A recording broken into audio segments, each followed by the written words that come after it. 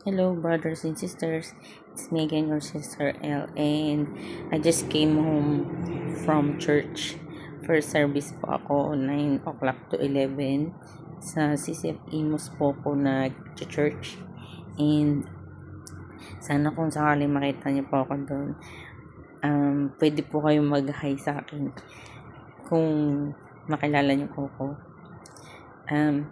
I just want to say po na sobrang na-touch po talaga ako sa service po ngayon, sa message po ni God, and it's regarding yung panahon po na ano po siya, na dinala po siya ng mga religious people sa harap ni Pontius Pilate. Tapos dinala siya kay Herod. Tapos pinapili po tayo. Ang pinili natin si Barrabas. Tapos yung pinahirapan po siya nung andun po siya sa paglilitis. Iba po, winip po siya ng maraming beses. Tapos hindi po ganun kadali po yung pag-whip noon. Parang tumatagos pa po ata sa laman. Tapos pag tinanggal po yung is may sasampang laman. Sobrang hirap po noon. Sobrang na-touch po talaga ako.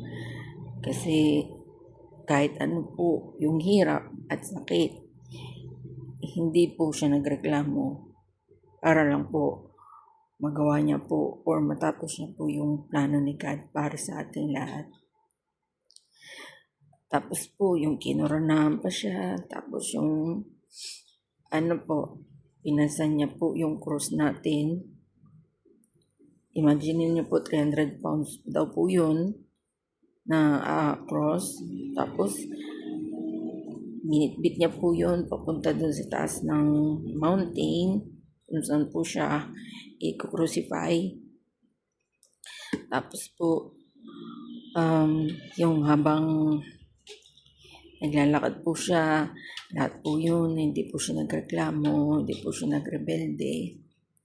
Tinapos na po lahat. Tapos tuwing babagsak po siya, pinipilit niyang bumangon kasi kailangan niya pong gawin yun para sa atin. Tapos habang pinipilit niyang bumangon, hinahampas pa po siya. Sobrang na-touch po talaga ako doon sa message. Sana po lahat po tayo maisip po natin yun, kung gaano kahirap po yung sacrifices na ginawa niya po para sa atin dahil mahal niya tayo. Lahat po yun, hindi niya ininda, hindi siya nagreklamo. Tapos imagine niyo po, sinalo niya lahat ng, alam niyo po ba yung matusok nga lang po tayo ng karayan, sobrang sakit na siya po, ipinako po siya sa krus. Hindi po siya nagreklamo, hindi po niya yung tinakasan.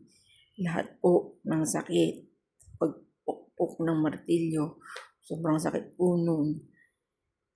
Lahat po tinanggap niya para lang sa atin, para lang masave tayo. Imagine po natin lahat yung kung gaano kasakit po yun, kung gaano kahirap. Kaya sobrang touch po talaga ako at napaka-grateful. Kasi po, isa po ako sa mga naalala niya. Na-touch po, tinouch niya po yung puso ko at nakabalik po ako sa kanya. I will be forever grateful po talaga kay Lord Jesus Christ kasi kahit gano'n ko kamakasalanan, sinave niya po ako. Ginawa po yun. Niya po yun para sa akin, para masave po ako. Kaya nagpapasalamat po talaga ako ng sobra-sobra. Kasi ngayon, dahil kay Christ, I am free. I am free. And I'm going to heaven because of Him. Because of His sacrifices.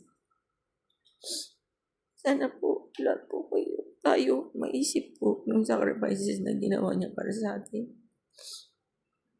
Yun lang po. Maraming po salamat sa panonood at pakikinig. God bless you all. Bye-bye.